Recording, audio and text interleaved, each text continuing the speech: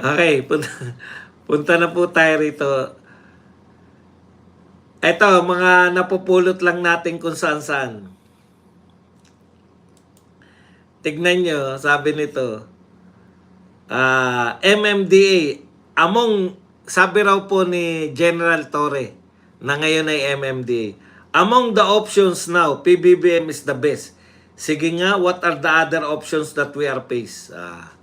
So, ngayon daw po, sa Pilipinas, the best option pa rin na maging pinuno, si BBM. Ayan po ang sinabi. Si Marcos pa rin daw ang best option. Tapos sabi naman ito mga fans ni Marcos, hala, lalong mag-aapoy sa galit ang mga dugyot na supporter ni Chucky niyan. Si Chucky, si VP Sara eh. Mag-aapoy daw tayo sa galit dahil sa sinabi ni Torre. Hindi ko talaga maintindihan. May in-expect po ba kami na sabihin ni Torre na against kay BBM? Nag-expect po ba kami? Sa tingin nyo ba nag-expect kami na si Torre magsasalita ng laban kay BBM? Anong klaseng utak yan?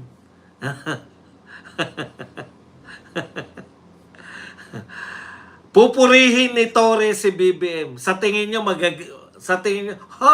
Bakit pinuri? Ha? Yun po ba gusto nyong mangyari? Magagalit pa po ba kami kung pupurihin ni Torre, pupurihin ni Auntie Claire, pupurihin ni Vince Dizon, pupurihin ng mga alipores na yung amo niya?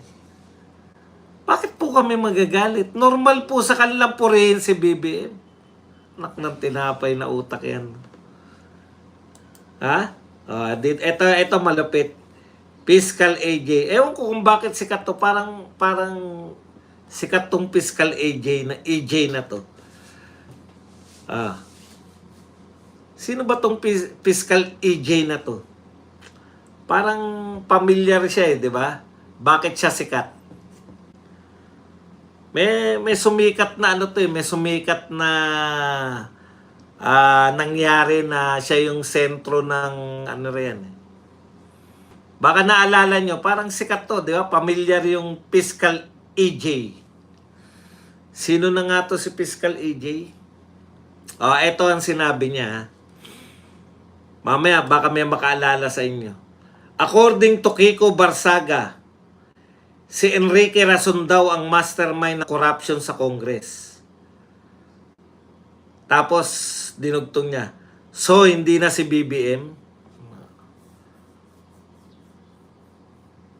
Ito yung kadebate. Ito yung, natatandaan ko na.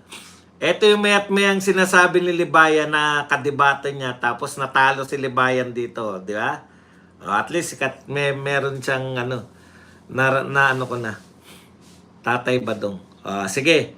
According to Kiko Barsaga, si Enrique Rason daw ang mastermind ng corruption sa Congress. So, hindi na si BBM? Alam mo, Fiscal AJ, kahit na magaling ka pa makipagdebate, kahit magaling ka pang abogado, pareho kayo ni Auntie Claire eh. Pinaiikot nyo kami, kala nyo mapapaiikot nyo kami. Hindi na po bobo yung mga pangkaraniwang tao. Meron na pong vlogger na katulad ni Badong na pwedeng paliwanag. Sa biglang tingin, parang napilosopo niya gusto niyang palabasin na sinungaling si Kiko Barsaga. Ulitin ko lang Ayan. Parang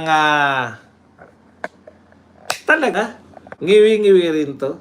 Ngiwi ka rin pala. Ayan, According to Kiko Barsaga, si Enrique Rason daw ang mastermind ng corruption sa Congress. So, hindi na si BBM. Di ba? Sa biglang tingin, parang, oo nga, no? Pero hindi mo kami maluloko, hindi mo kami mauto sa mga ganyan.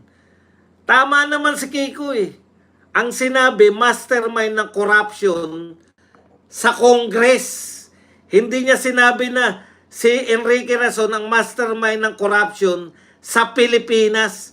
Magkaiba yung master ng corruption sa Congress at master ng corruption sa Pilipinas. Diba? Ikaw naman, Fiscal AJ. Huwag nyo kaming dinadaan sa pagaling-galing nyo di umano sa mga debate. Ha. Utot nyo.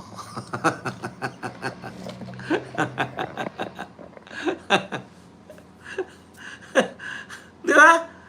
Oh, sinabi ba ni Kiko Barsagan na si Enrique Rason ang mastermind ng corruption sa buong Pilipinas? Mga ano yan, style nila, pareho sila pala na style ni Auntie Claire. Yung lilituhin ka, ganyan po yung yung mga yan no. Kaya pagkadebate mo yung mga ganyan, wag kang unawain mo yung mga sinasabi nila.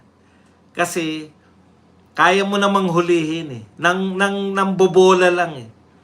Sabi ni Kiko Barsaga, si Enrique Rason ang mastermind na corruption sa Congress. Ha?